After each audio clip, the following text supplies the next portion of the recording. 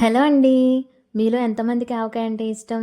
అమ్మమ్మ చేతి ఆవకాయ ఎప్పుడూ బోర్ కొట్టదు కదా!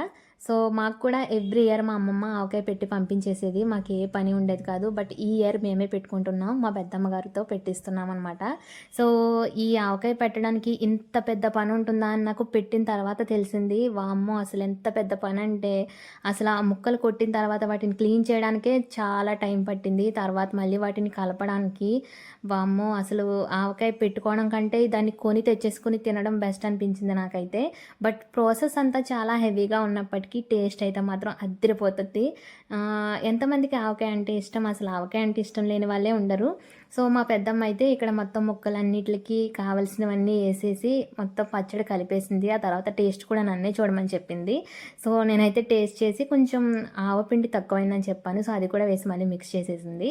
సో, పచ్చడైతే లాస్ట్‌కి చాలా బాగా కుదిరింది. చాలా టేస్టీగా ఉంది. ఆవకాయ అంటే ఎంతమందికి ఇష్టమో ఖచ్చితంగా ఈ వీడియోకి లైక్ చేయండి. ఇలాంటి మరిన్ని వీడియోస్ కోసం నా ఛానల్‌ని సబ్స్క్రైబ్ చేసుకోండి. బాయ్.